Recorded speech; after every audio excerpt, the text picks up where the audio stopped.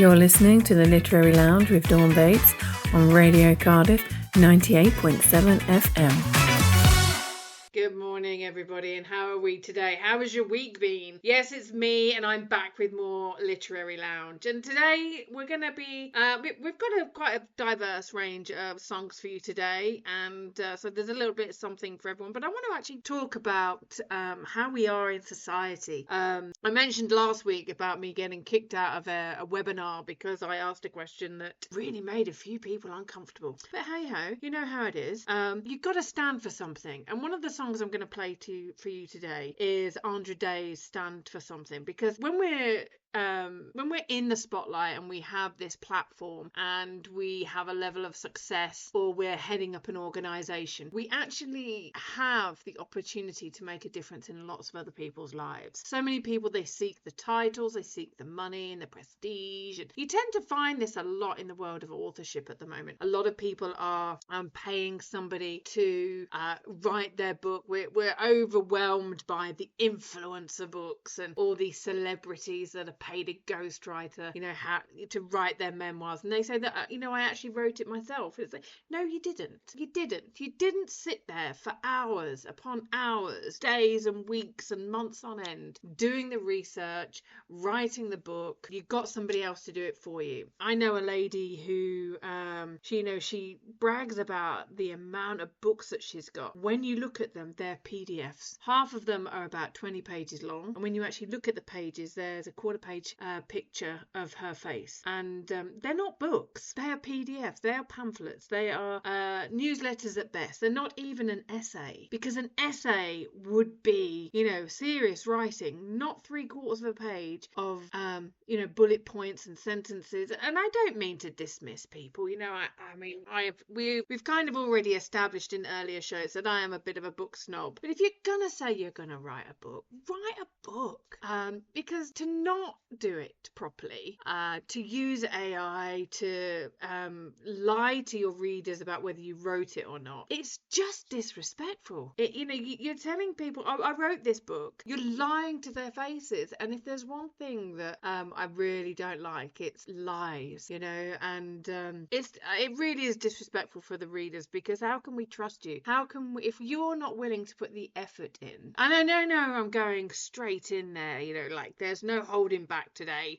We're in there, we're in the mix, like we're really getting to the guts of it. But it just reminds me, I think that some of the things that have been happening this week, it really does get to me, because there are so many talented writers out there who have poured their blood, sweat and tears into writing a book, into backing it up with research, putting everything that they've got into it. And then you've got the bigger mainstream publishers who are just publishing such rubbish, and you read one book and it sounds exactly the same as the other. Where is the author's voice? Where is the colloquialisms? Where are some of their sayings? And you can when you read a book and you've listened to a podcast of somebody, or you, like me, you've heard them on the radio, or you've heard them on other people's podcasts or stages, and then you go and buy their book and the book doesn't read anything like that person speaks, that's when you know it's had that treatment. Now, publishers, we all have our own imprint style, and we all have our style notes, if we're gonna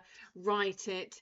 For example, when you read a book, you'll see words that have got more contractions, or you'll see that numbers are written as words rather than as numbers.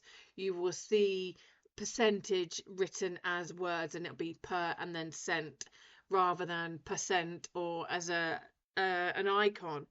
And so we all have an imprint. But what a lot of people don't know, that a lot of readers don't realise, is that a lot of these smaller boutique companies are actually some of the bigger companies. They are the big four. They've just chosen to have a smaller boutique imprint. And there was a chap that I called out on his BS a few months ago now. He was celebrating 1 year of writing, 1 year of publishing books, and he said he published over 360 books in the year. And I was like, no, you haven't even read those books. You have you wouldn't have even had the time to know if they are on brand.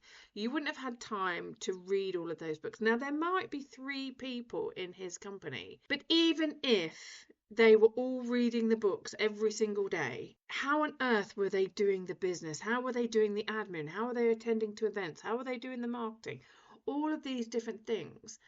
And then what we find out is that this chap had been working for one of the big major companies, and he was using a lot of their team, and they were feeding him the book. So the bigger company had been doing all the back work, they had been doing all the legwork, as I say, and then passing the books to him to publish just as ebooks. He had not done any checking, he'd not done any of the other things. He was just churning them out and then taking money from people to say, we've got all these books, on our books within a year, we've done incredibly well, and this is how much we're going to charge you. And people were paying him. And I just find it really unethical that people would do that. That's just me. And, I really do stand for integrity.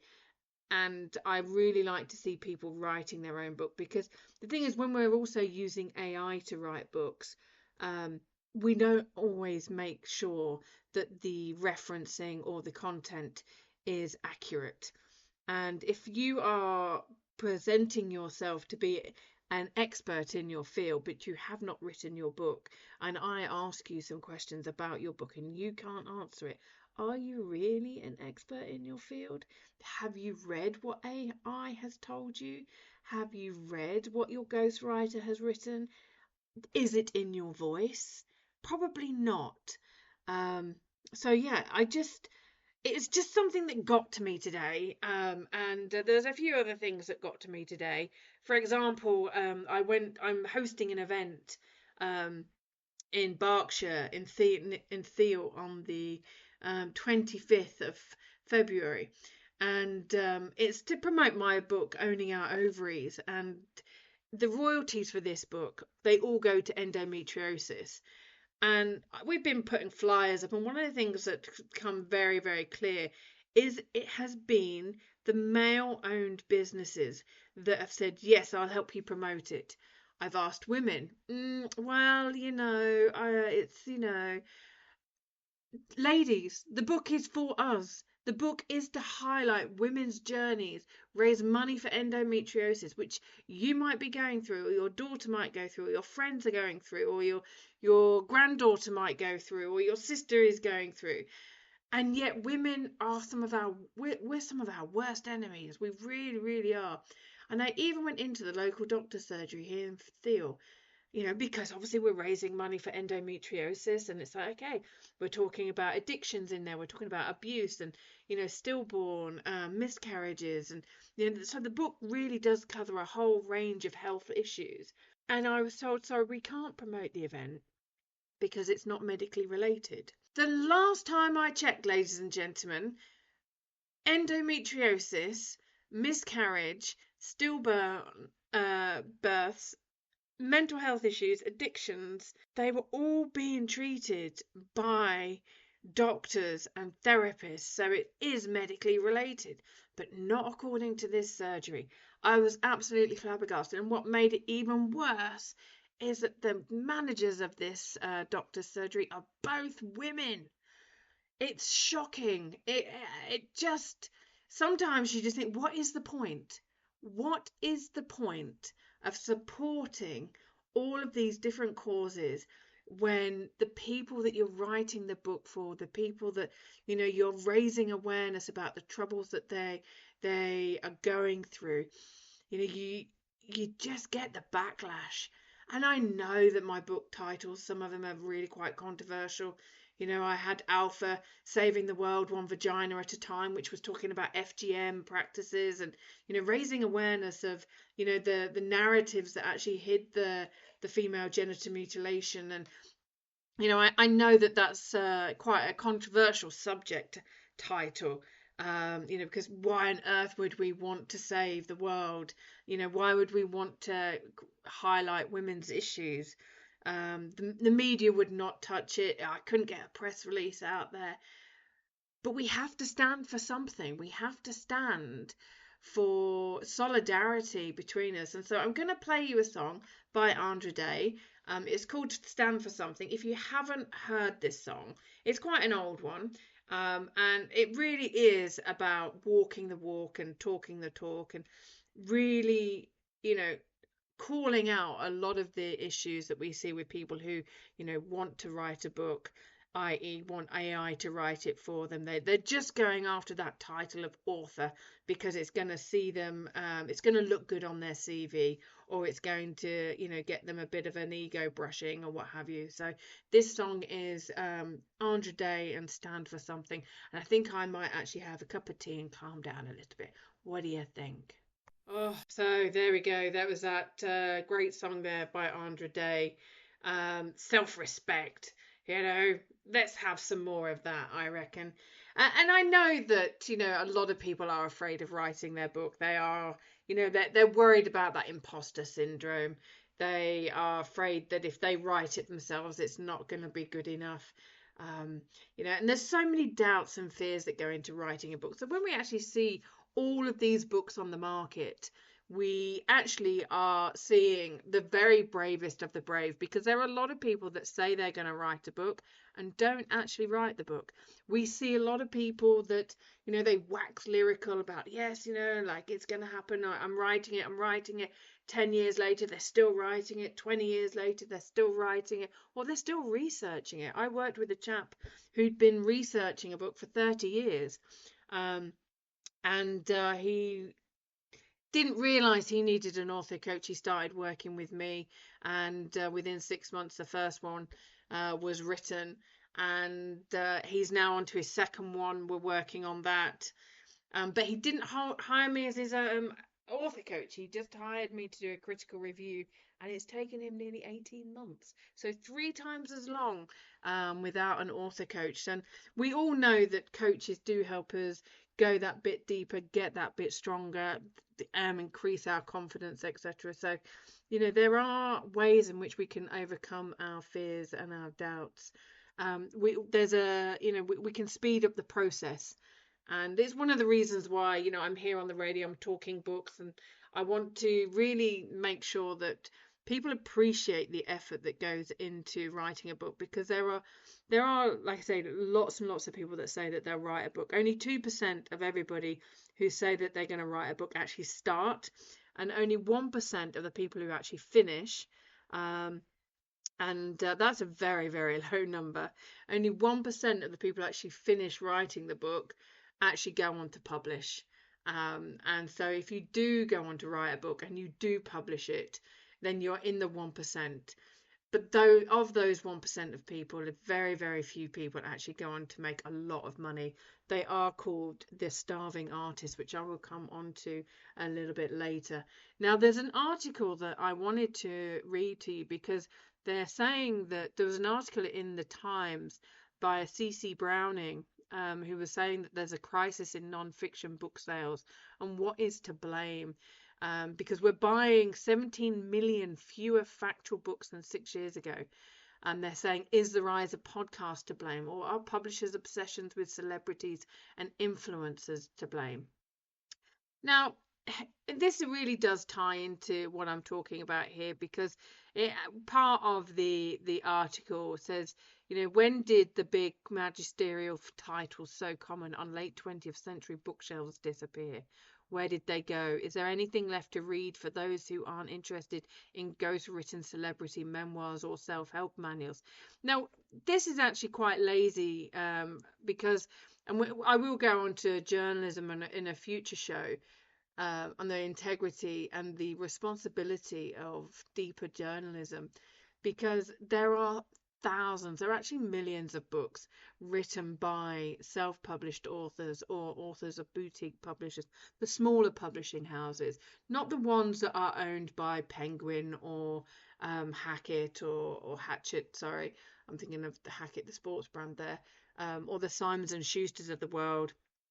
But the smaller boutique publishers like myself, that we are publishing other people's books, we are pushing the books out there. But one of the things that we have a challenge with is the global distribution, or the distribution within our own country. If you want to go into, we want to get our books into places like Waterstones. We're fighting we're not fighting, we're being pushed out by the bigger publishers because they buy up a lot of the space. A lot of bookstores, especially independent bookstores. You would think an independent bookstore would support an independent author or an independent publisher, but not the case. They really don't like stocking independent authors, and they'll say, "Well, we need your publisher to contact us." But then, for example, with me, people consider me a self-published author, even though I'm published by my publishing company, which also publishes other people. And they say, your work is, we only deal with the big four. How can we have these journalists in the Times saying, where did all these books go? When the books are there, but a lot of us, that we do struggle to get them into independent bookstores and into, the likes of W.H. Smith's and Barnes and Noble. The fiction sales are swelling. People want to disappear into fiction. They want to disappear into fantasy. And it is something that people are really struggling with. I know some incredible writers, but they are the starving artists. They are living on less than minimum wage. And they're having to, work several jobs just so that they can actually have that time to write. And that's really quite a sad situation for us all to be in. The article then goes on to discuss that, the books that did sell well in 2024, and this is an incredible book if you haven't yet read it. It's called Sapiens by Yuval Noah Harari. I just absolutely love that book.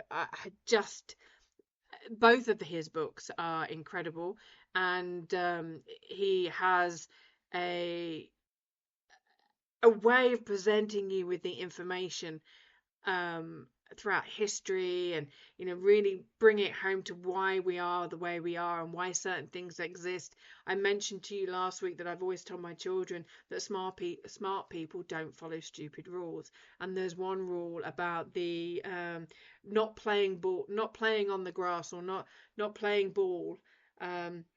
Not walking on the grass comes from when the royal families were struggling to pay for gardeners because they were spending so much money on war.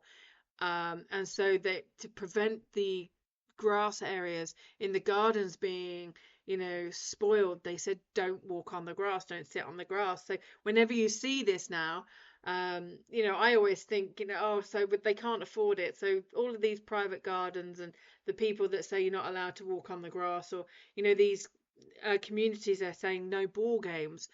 Well, that might have been a good idea, when the glass was single glazed, in the 40s and the 50s. But a lot of houses now have triple glazing. Why are the kids not allowed to play ball games? Because it's not like a ball is going to break a triple glazed window. It's not like you're really going to be able to hear it. And if we're saying to kids, you're not allowed to play here, you're not allowed to play there, where are they going to play? Where are they going to play? So I'm really on it today, as you can probably tell. It's a bit of a different energy from the previous couple of weeks, and I really am wanting to keep to time because I know that we've got the ads coming up very shortly. So I'm going to be playing you another song now, and it's a song that I really, really like. You're listening to the Literary Lounge with Dawn Bates on Radio Cardiff 98.7 FM. Wow, that was Tones. Tones Plus One. I made it. And some of you might have recognized that tune from the movie True Spirit, which it showcases the story of Jessica Watson, who was the youngest ever sailor to sail the world alone. She was age 16.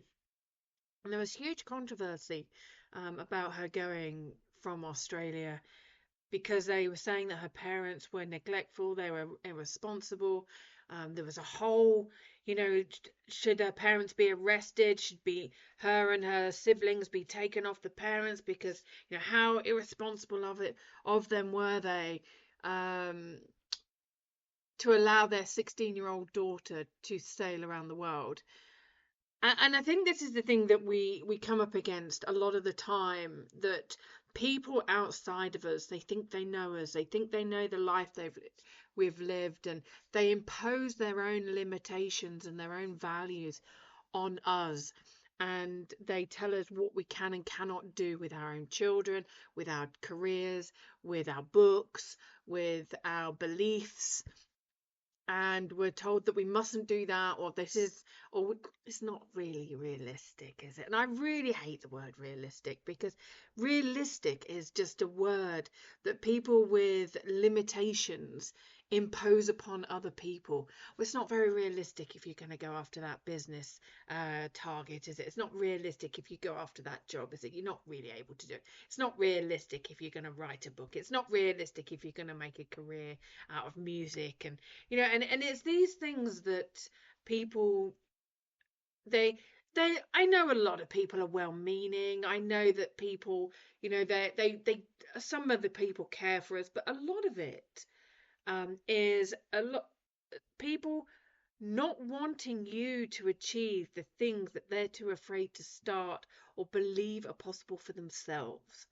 And when you learn about Jessica Watson's story, and you learn about the amount of research she did and the amount of sailing that she'd already done, and the people that were mentoring her, the systems that were in place, the sail building, like the boat building that she'd taken part in doing, the restoration, all the skills that you actually have to learn as a sailor if you're going to do any kind of sailing. Like, you need to do radio, you need to do some electronics, electronics and electrics. You have to do some plumbing. You have to do the rigging. And I know that when people have found out that I've sailed around the world and that I write books, people automatically think I've written travel books, or that I've written a biography about sailing around the world. And I guess I probably will do at some point. But again, it's that assumption, isn't it? And we all know what assumption means. It means you've made it out of you and me. And I was going through, the curriculum, or that I'm doing for the Author Academy, and I wanted to bring in a lot of that into this show, the Literary Lounge. With some ideas for us to explore. I've shared some of the articles that we're going to be some of the subjects that we're going to be covering. For those that, well, I know none of you can see me, but I'm just scratching my eye at the moment. Hang on a second. It is real here on the Literary Lounge. I am a normal person. There are certain things that, are happening. And again, it's this assumption that we have to be professional at all times, when there are no ers or ums or, these pauses, that we have to have everything right and we have to know everything before we start. And that's simply not the case. When we do that, we're imposing these unrealistic expectations on people. We don't know what other people are going through. And I know that when I have been on other podcasts, I was on a podcast, I think it was this time last year, and the chap was so fascinated by everything that I had to say. And he goes, "Your brain, it's here, there, and everywhere." And I was like, "Well, I've got brain trauma." And he was like, "What?" And I was like, "Well, yeah, I have a brain injury." And if I declared myself as ADHD or ADD, or I said I was neurospicy, people would make exceptions for that. But I don't give myself those labels. I just get on and do what it is that I need to get on with, and I just accept myself for all of who I am. And I know what my limitations are, and I know that I could have achieved a heck of a lot more if I didn't have this brain injury, but I do. And some people don't believe that I have it because of the amount of things that I've achieved, because they can't achieve it, or they haven't achieved without the brain injury. And this is the thing that when we write these memoirs or we write these stories, like Jessica wrote her book, True Spirit, and it really did capture the essence of what is possible. Now, she's 16 years old. She's sailed around the world by herself. I've done about 20,000 deep blue ocean miles, and I'm not up for sailing around the world by myself right now. I wouldn't have done it at 16, or I probably actually would have done. I was game for anything at the age of 16. I was like, come on. And, because we have that relentless spirit, we have that anything is possible at that age. A lot of us, some of us don't. And this is the difference between what we call big trauma and little trauma. Those of us who experience little trauma, these are from the things where, we didn't get the things we needed. And that actually caused us to take care of ourselves. So it could have been that, mum and dad weren't capable of loving us in a way that was needed, or they had their own illness, or they had an addiction, or they were just a single parent and really working all the hours, to provide. And so those things, they weren't there at the school play. And so these things manifest over time. But with Jessica, her parents were there, they were cheering her on, they were supporting her, that they came under immense scrutiny. And because of all of that, and because of the controversy that was surrounding it, that there was already this media hype, there was already this profile of Jessica Watson. So when she came to write her book, True Spirit, it did incredibly well. And because she bought the book out, Netflix then wanted to make the movie. Oh, sorry, I've just realised that I've got my song. Hang on, let me just stop that for a second. Right, sorry about that. Had a bit of a surprise. I'd already scheduled the next song, ready to come in, and it just started. But as I was saying, Jessica Watson, she had all this hype around her. Her book did incredibly well, and then Netflix wanted to buy the book, the rights to the book, and they paid her handsomely. She made a lot of money from her, and that's not the normal author journey. J.K. Rowling, love her or hate her politics, but she was able to enter into the book market at a time when people were craving, we needed something different. It was becoming fashionable to be a witch, although what does a witch mean? It just means a woman who owned her own land, understood herbal medicines, and were able to treat people. Were intelligent women, and and the systems at the time, should we say, the patriarchy, and the church, they couldn't have that. They had to, really go into that. I mean, we'll probably go down on that subject in a future show, but the I've forgotten where I was going with that. See, this is the thing when you've got a bit of a butterfly brain. This is how I refer to my brain. It's a butterfly brain. But when we're looking at how J.K. Rowling came into the marketplace, the publishers saw such huge dollar and pound signs. They had got fancy dress outfits. They had got the school materials. They had got stationery, lunch boxes. They could see the films, and we were entering that time when CGI was really, really starting to come into its own, and that it was just perfect timing. And it's like when I mentioned Mel Robbins last week, and I have been reading her book, and it is a great book, The Let Them Theory, and you can hear her voice slightly.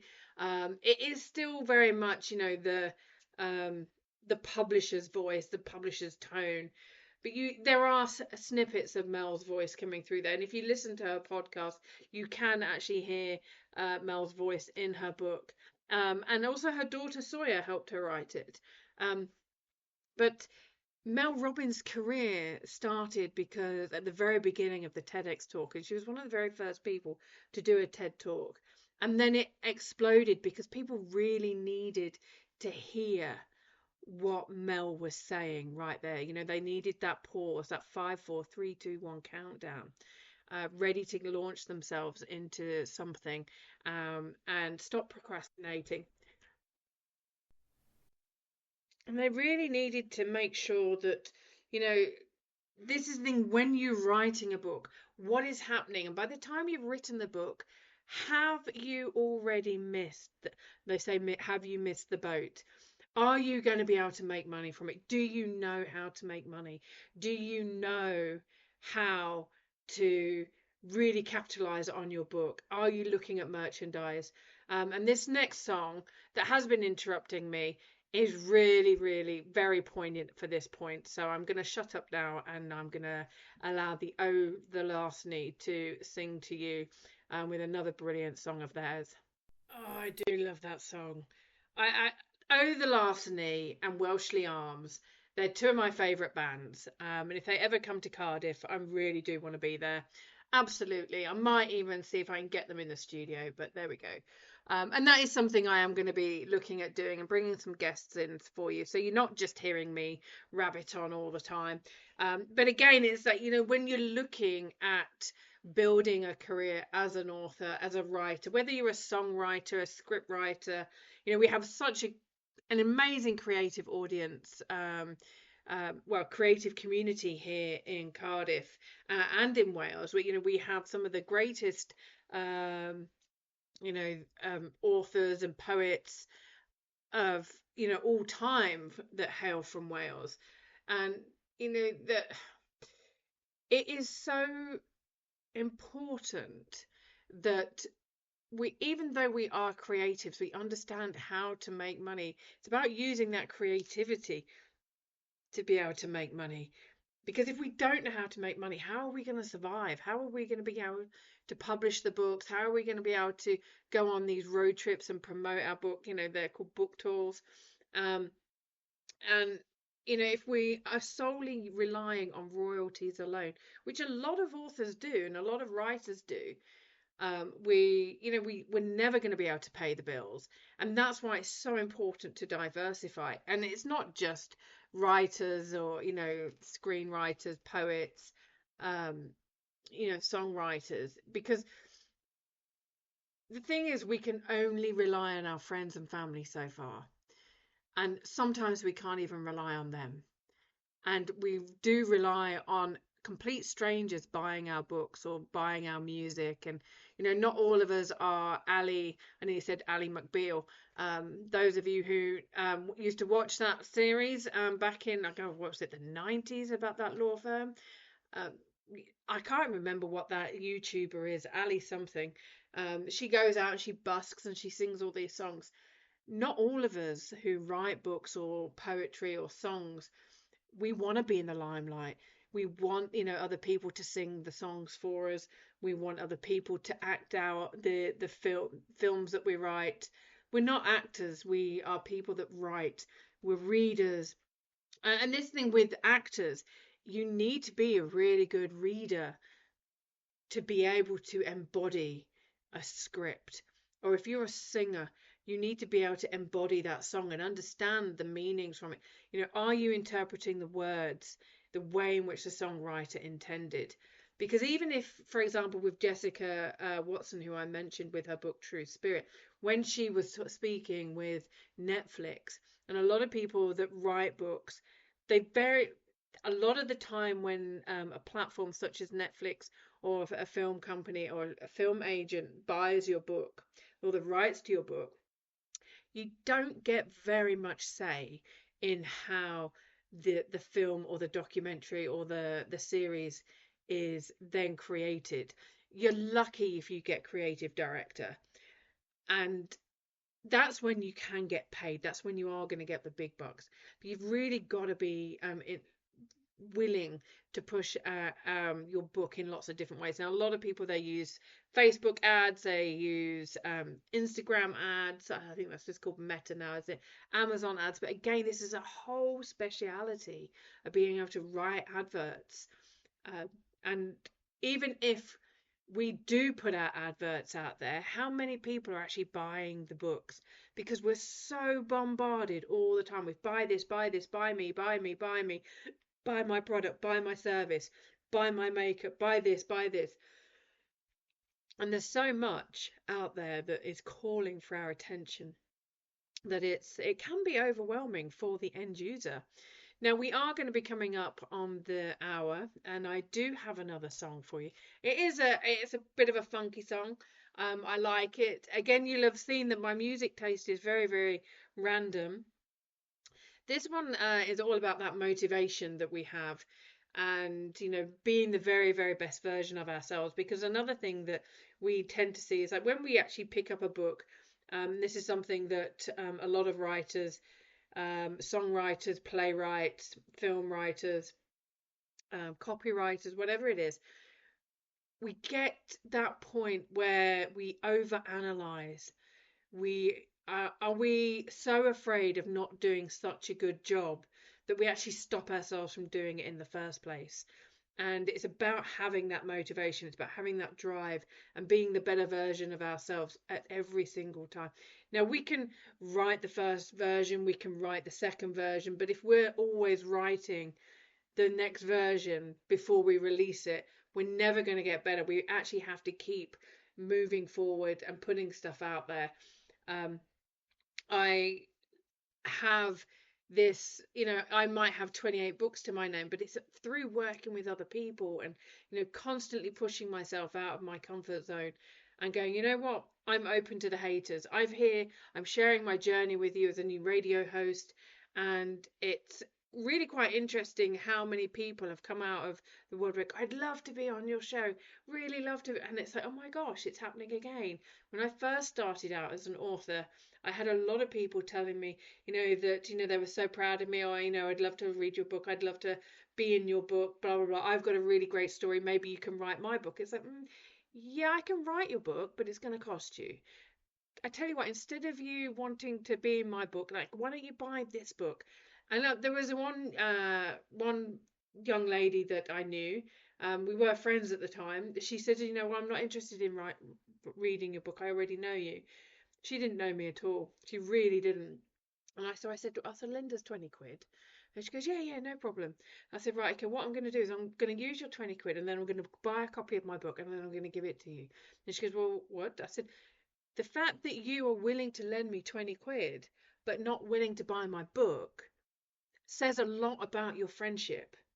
Because the thing is, once people buy your book and it's on their bookshelf or on your coffee table, or other people see you reading it, you're helping your friends to advertise it, or you're helping your work colleague to advertise their book.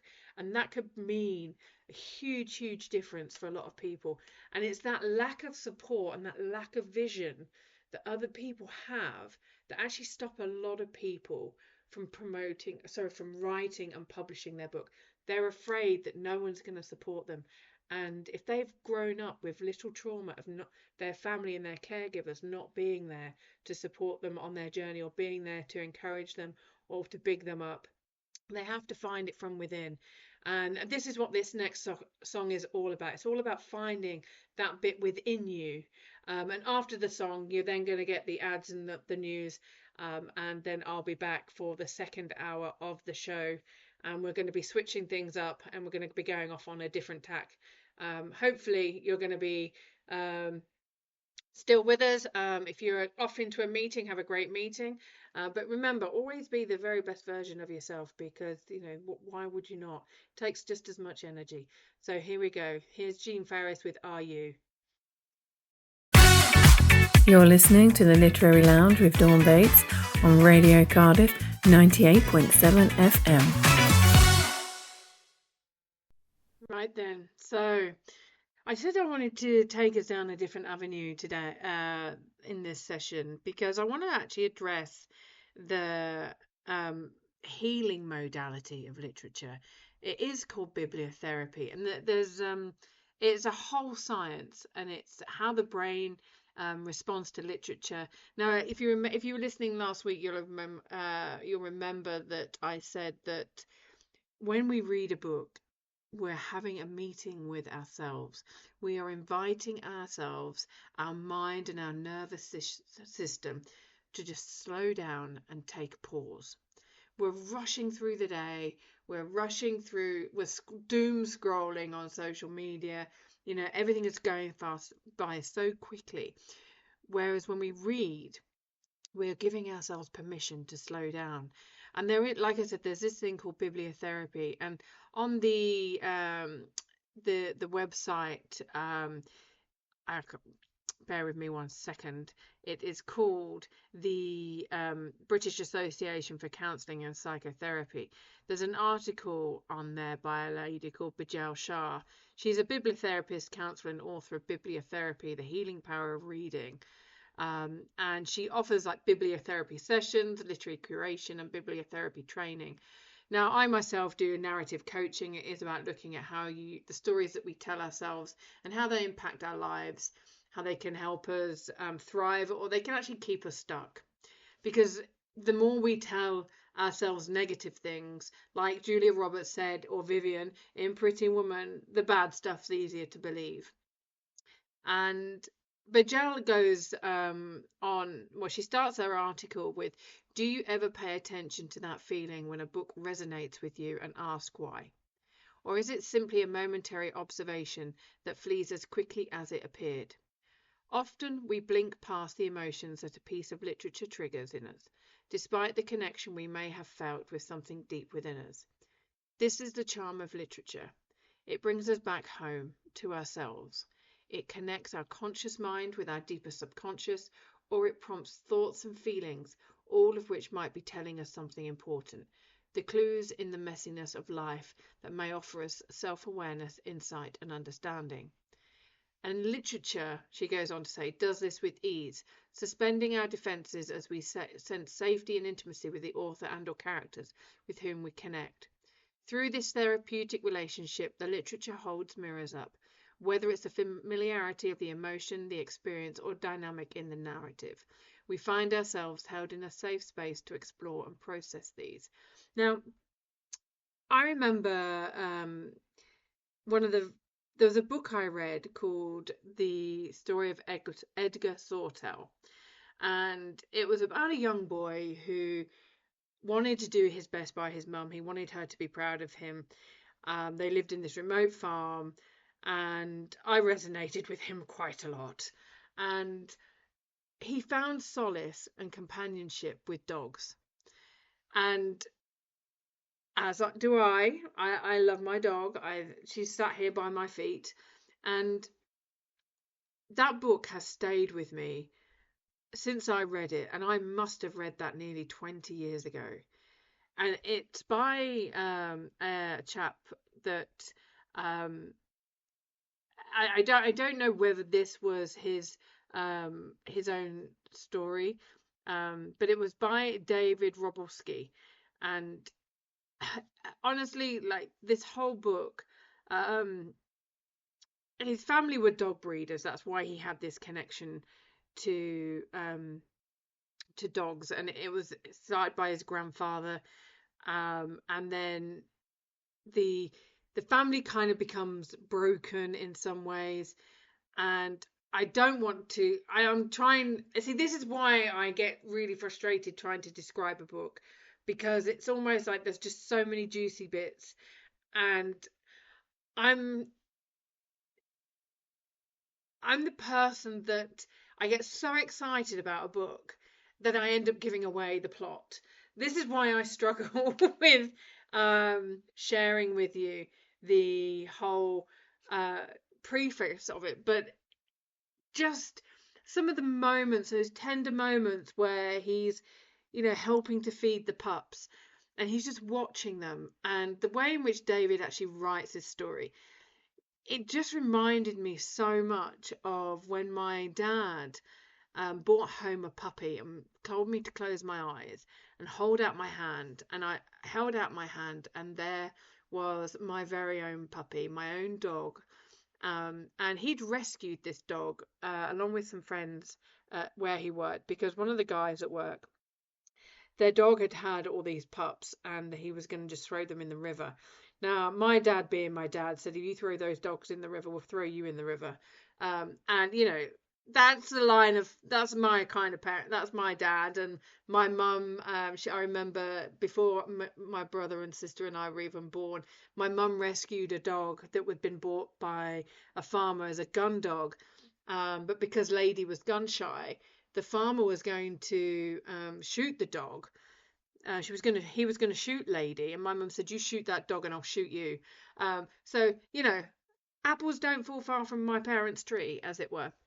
So I really resonated with that story and the loneliness that Edgar felt because he just didn't really belong in the family that he was born into. And I do get that. I do. I do feel that on quite a few levels. And so bibliotherapy, I always encourage people that even if your teacher told you you weren't a good writer, even if you didn't get really great marks in English, always try writing. Just write. It doesn't matter if it makes sense to anybody else. It doesn't matter whether you write on the lines, whether you write diagonally, whether you write on plain paper.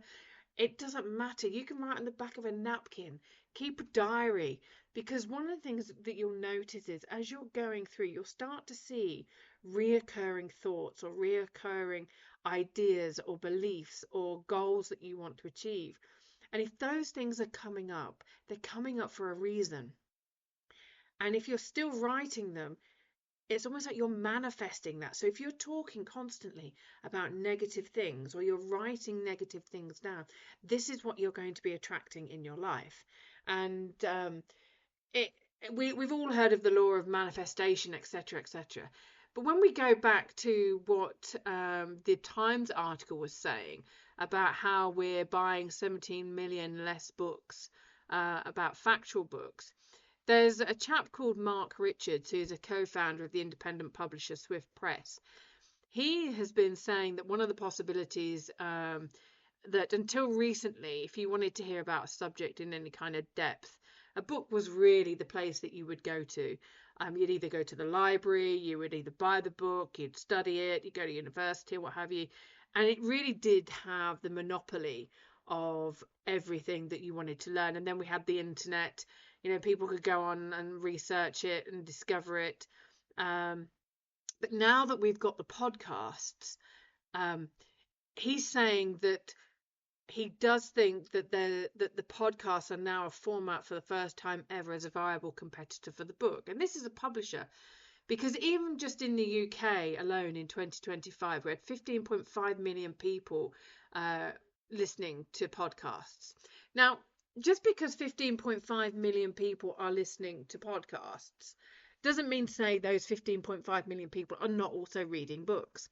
And the thing is with a podcast, it's like a lot of them are only an hour long, maybe they're a couple of hours long, but then you have to wait for the next episode, which will probably be released next week.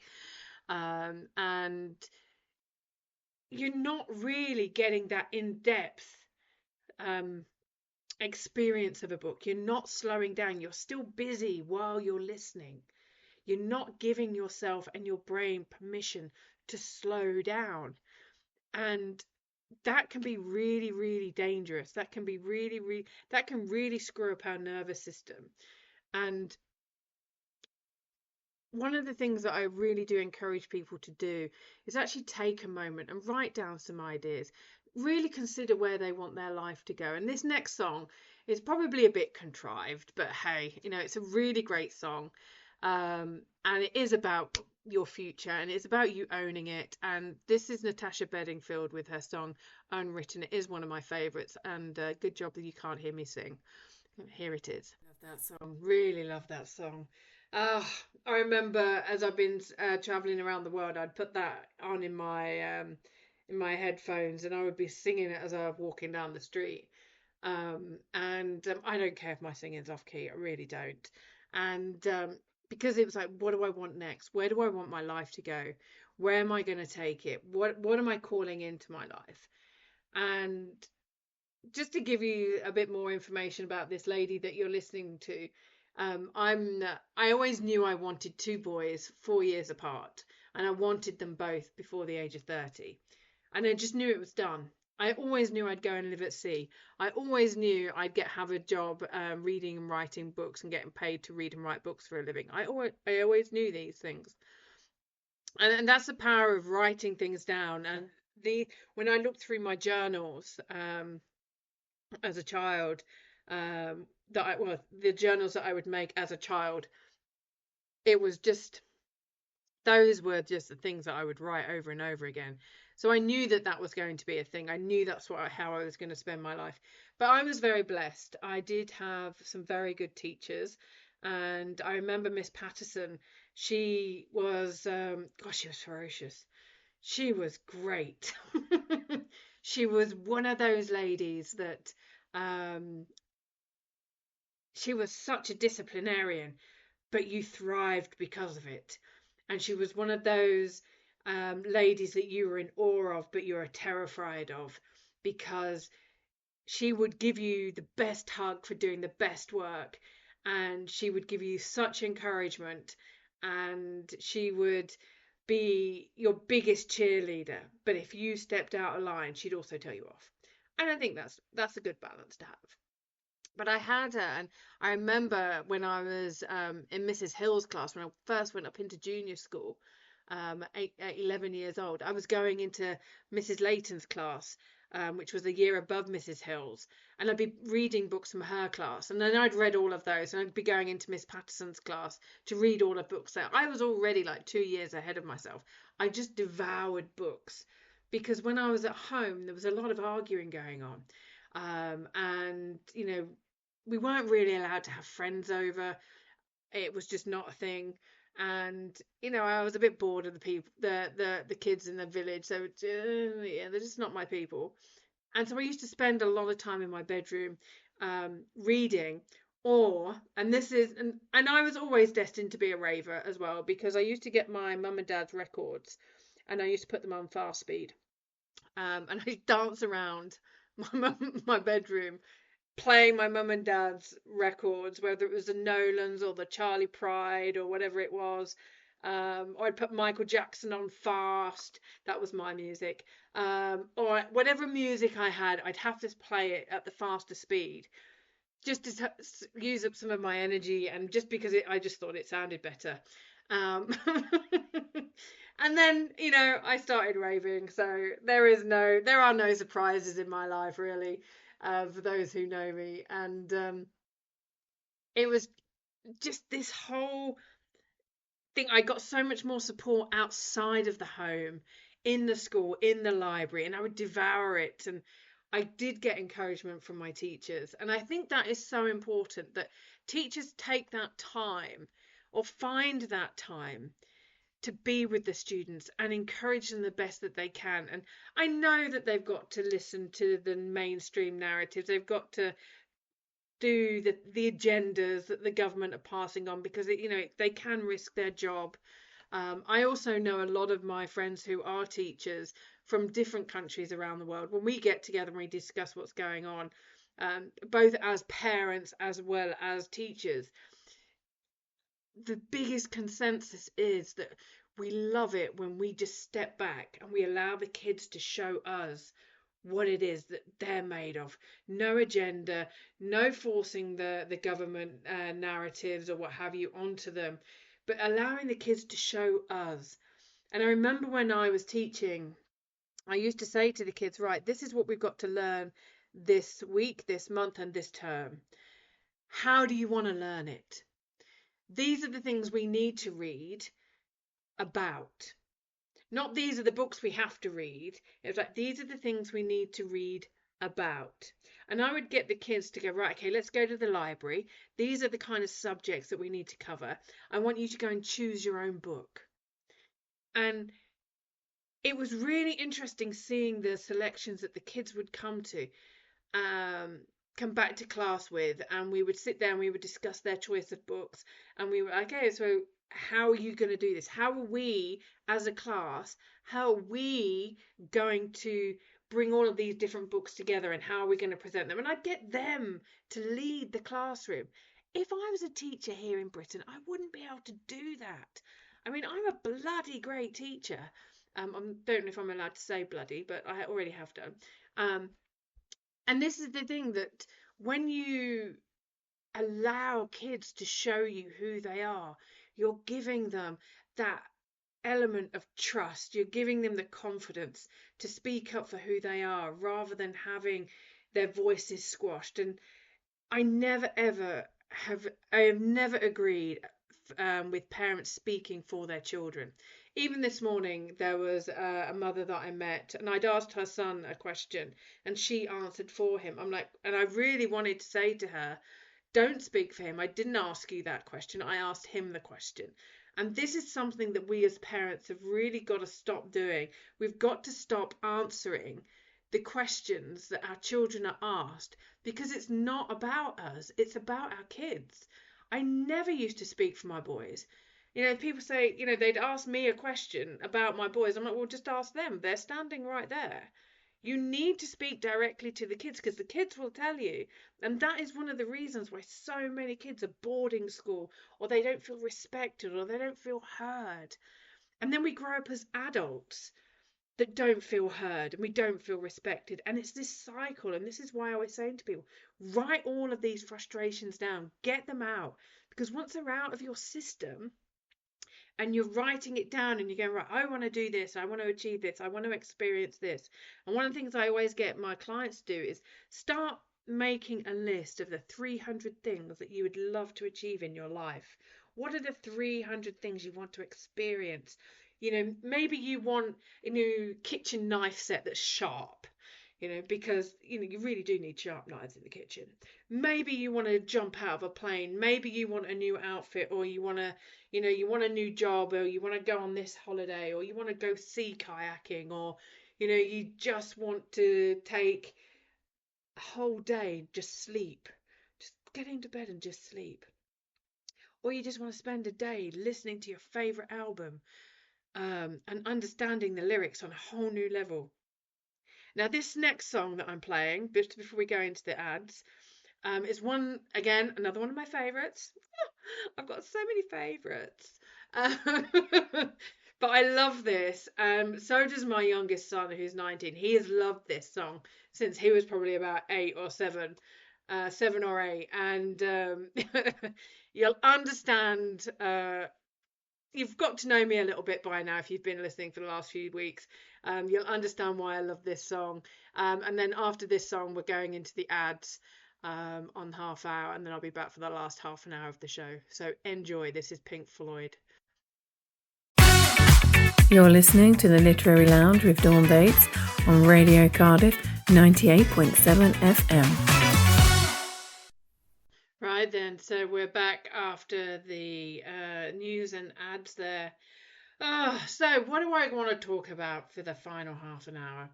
And I want to really tackle some of the things that came up in that article in the Times, because it talks about how one of the things that we're seeing is people are using Substack and other blogs and paid for paywalls to get content, etc. And it's one of the ways in which people can really build their social media following. And there's a thing now called Substack Hell, and it's about how a lot of the bigger publishers, they're not actually willing to publish people unless they've got a really huge social media following. And the problem with that is you can buy 1,000 followers on Meta for maybe $25, or you can buy 10,000 for $50, or $500 will get you 100,000. But they're not engaged followers. They are not true followers. What is the point? Because they're not engaging with you. They're not, or they haven't been with you on your journey. They're not part of your community. They're not people that are buying from you. And I remember one of my mentors years ago said that if you've got 100 followers and they're not spending £100 with you, if you've got 10,000 followers and they're not spending £100 with you at least, then if someone is doing that, you really should be making serious cash. You've got 10,000 followers on average. Whether you're selling something for £25, whether you're selling something for £100, if you've got 10,000 followers, you really should have an engaged audience. And these people will be buying your book, or they'll be buying your service, or they'll be buying your course, or they'll be engaging with you in one way or another. But we see so many accounts that have got tens of thousands of followers and 2 or 3 people are engaging. Or you see the same comment over and over again, and you can tell it's AI.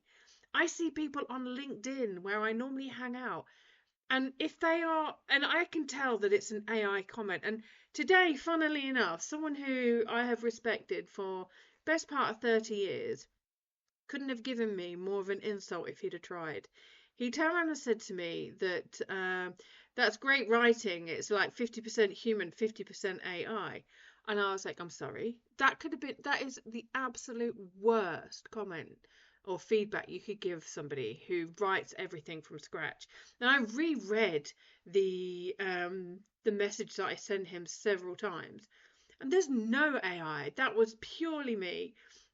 Maybe AI is copying me, but there was no AI in that. And I do use alliteration, and I do use 3 and 4 points, and I know that AI uses a lot of the it does use AI. It starts with a negative and then a positive. It'll sometimes give 3 points. And so it's making me go, okay, well, if that is what he is thinking, knowing that he knows me, I need to up my game. But I refuse to engage with people who use AI just to write a comment, because that tells me they've not read my post, they've not internalized and thought about what it is that I've written, and they've just scanned it, or they've just copied it, put it into AI for AI to come up with a comment and then posted the comment. That is not the way I work. And again, it's all of this followers. So if publishers are not publishing people just because they haven't got a social media following, are we actually driving authors or creators, whether musicians, etc.? Because the same will be it will be the same for record producers, it will be the same for theatres and film producers. Has this actress got enough followers? Has this songwriter or this singer got enough followers? We've become so driven by vanity metrics over quality that we don't even know what quality is anymore. We're so used to crappy microwave food that our taste buds and our intuition they've reduced to such a base level. Our thinking has gone out the window. How many people critically think these days? How many people can hold a conversation and actually at the end of it agree to disagree on a mature level, rather than oh, you've offended me, I'm not going to talk to you anymore? Are we in the playground, people? Come on, seriously. And you can buy all of these followers. And, once you've got all of these followers, people go, oh, they've got all these followers, I really need to follow them. Or they've got all of this kudos, I really need to be friends with them. And I remember when I lived in Argentina, in Buenos Aires, and I was there during the lockdown, I recorded a video about all of the emergency workers, the doctors and nurses. 7 o'clock every evening, there would be cheering, there would be clapping. People would go out on the balconies and they'd start clapping and cheering. And I recorded it because I didn't understand it. I wasn't understanding why going out onto the streets and clapping and cheering to empty streets. And it just shows you how mass hysteria and mass programming works. We do call, TV is television. It was developed in the first place as a mind-numbing, brain-changing, mind control device. If you go to the patent pending or the patent descriptions of the other television, you'll see that there.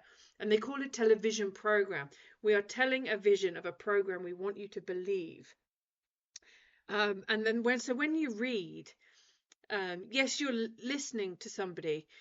So you're reading somebody's story, you're reading their research, but you're slowing down and you're actually giving your brain a chance to understand and question. Always question. Always. Question everything that you are told about everything. And the thing is, when you do that, you're not just so I've got the dogs that are, I'm trying to keep them quiet. But and again, it comes back to, if somebody has got tens of thousands of followers and hardly any engagement, you know they haven't got a real audience.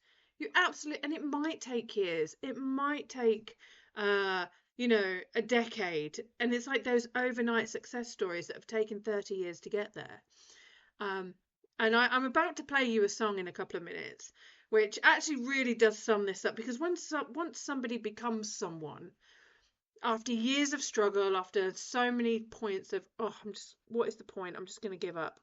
And I felt like that many times. That, what is the point of writing all these books if I'm going to come up against the media stopping me do press release, or people going, well, you're a bit too controversial. And then when you get a radio show, or you've published another book and you've got another international bestseller on your hands, or you've spoken at this location and, you've started working with this person, or you've said something that then Woody Harrelson will have said, or an influencer has said, Stephen Bartlett has you on his podcast. If once those things start happening and those people see your value, people go, they must be intelligent, or they must be good, even though they've been your friend or they've been in your circle for all of these years.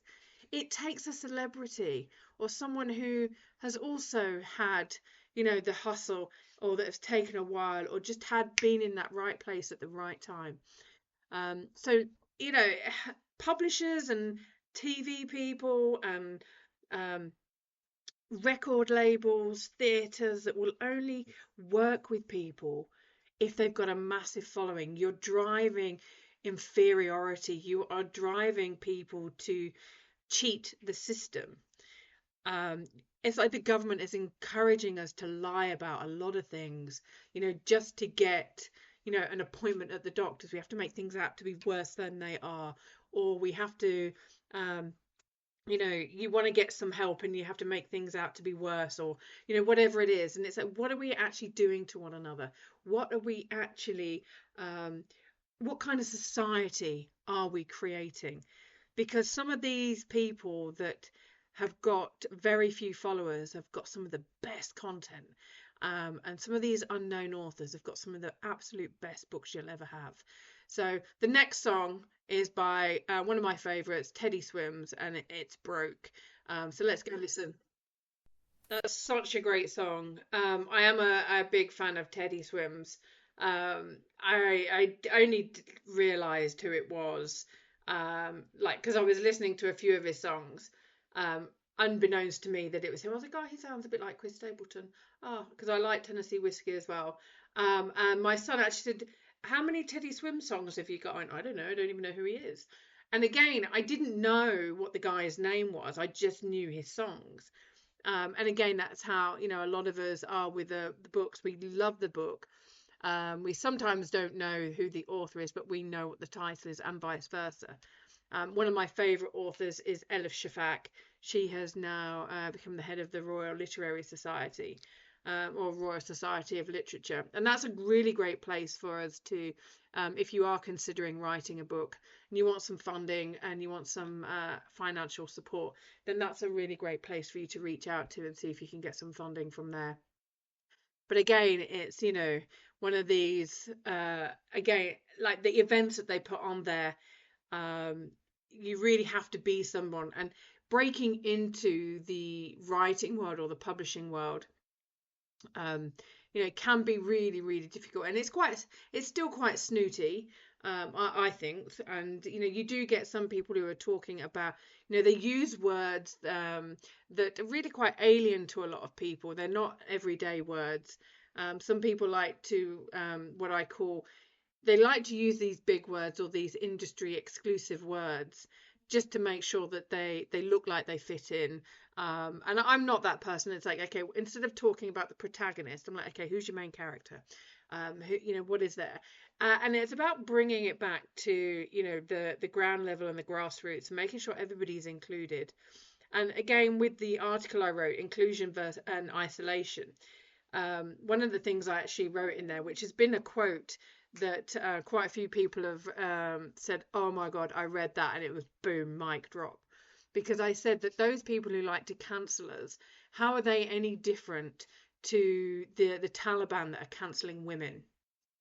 And that hasn't gone down too well, because these people have actually gone, oh, Well, what does she mean? And it's like, well, the Taliban are cancelling women and their voices. They're not allowed to sing. They're not allowed to work. They're not allowed to, speak. They've got to be covered up. They're almost like and it's not great, by any one stretch of the imagination. But how are they different to the people who are cancelling us? How are how are they any different to the people that go, well, you can't say that. We're not going to publish you. We can't have you on the radio. We can't have you here. We can't have you at this webinar. We can't have you as speaker. They're no different. They're still cancelling people just because they don't like the idea of them being challenged. Same meat, different gravy. Or if you're vegan, same chickpeas, different salsa. So there is that. And going back to the article, because I want to really include the as much news as possible. It goes on to how some people get rejected so much by a publisher or by agents because they don't have those huge following. And very, very few authors will get big publicity budgets, but there'll be the authors whose books would have sold anyway. Are publicity budgets shrinking, or is it a structural issue? Someone within the industry said that the sales departments are increasingly populated by people who don't read books, who have come from places like Boots and Superdrug. They're risk averse and they want a guaranteed sale. And this is the thing. Imagine those of us who are old enough to remember Only Fools and Horses with Albert in the war. And, we had Rodney, you plonker. I absolutely love the Batman and Robin scene. It's one of the best scenes ever when they're running out of the fog, and it just makes me crack up every single time. But Only Fools and Horses, that would never have been given the airtime today. That did not do well for a good couple of series, but it still kept going. And that's the thing. It's like, if we are just expecting everything to happen straight away, and we're expecting, a guaranteed sale, we're missing the point. And why have we got people working in publishing companies that are not readers? Why do we have people writing books that are not readers? Reading is studying your craft. If you want to have the title of author or screenwriter or songwriter, you're not going to become a very good songwriter if you don't listen to songs and you don't study music. If you don't understand how to express your emotions or your thoughts through words. Some of the songs, I get it. I love my techno. I love like house, and I played a song last week, Soy el Fuego. There's only a few words in that, but it's such a great tune. But it's one of those tunes that it doesn't need many lyrics because it's more about the music. It's more about the heartbeat. And that's one of the reasons why I love techno and I love house music and like jungle and drum and bass, because it is all about that music and it's that beat and that vibration. And when you're standing next to the bass bin and you just feel it vibrating through your body, you're like, yeah, baby. But it's a universal language. Whereas when you are writing a song, or you're writing a book, or you're writing a play, or some poetry, or an essay, or a thesis, you want to bring in people that are going to read. And it's one of the reasons why lots of people go, Dawn, you really need to do videos. I'm like, no, I don't. I really don't want to do videos. Yeah, but everybody watches videos. No one reads anymore. And I'm like, well, if people aren't going to read my posts on social media, unlikely they're going to read my books. So I really do need to tap into my market and understand that, because otherwise, what's the point? Now, I've got 3 minutes left of today's show, and I know that I've been on one today. I really have, and I'm really fired up, and I feel like I've done a good job, and only you'll be the judge of that. And I am looking forward to being back in the studio. This training that I've been doing, learning the software, I've had to learn how to do it, and one of the best ways for me to learn how to develop and to make sure that I can deliver even when I'm not in Cardiff, and to really get into the guts of this software, is to actually be immersed in it, which is what makes us great.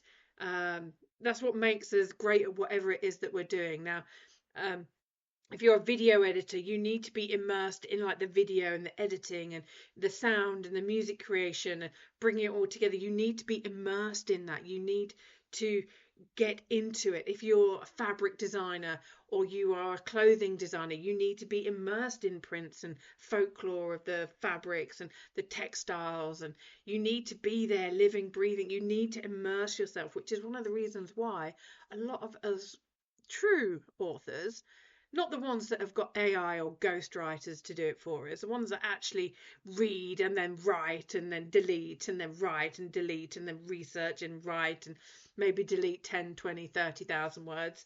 I've deleted 50,000 words in one go by now. I remember being in the jungle when I lived in Costa Rica. I was just sat there one day and there was a parrot trying to eat the cacao beans that was on my plate, and I just got to this point of the manuscript. It was called Faith, Leaving Religion to Save Your Soul, another controversial title, and I was just so frustrated with what I'd done, and it just wasn't working, so I just deleted 50,000 words, and I went, yes. And at that moment this parrot just looked at me and just stole another one of my cacao beans. Which was good, it was good. Sharing is caring, as they say. Now, again, bringing all of this full circle towards the end of the show, I've played some really relevant songs, I feel, today, and this is what you're going to expect. You should come to expect from me. I am going to play songs like from lots of different genres, lots of different eras, that are relevant, that I feel are relevant to what it is that we're talking about. Now, this next song is going to take us into the weekend. It's my wrap up. It's a song that I used to dance to quite a lot, and maybe I was calling out for fame, but this is Morgan Seatree and Florence of Rage Against the Machine and Say My Name. Enjoy and have a fantastic weekend, and I'll be with you again next week. Ciao for now. You've been listening to the Literary Lounge with Dawn Bates on Radio Cardiff at 98.7 FM and DAB Radio. Thank you for tuning in, and we'll be with you again next week.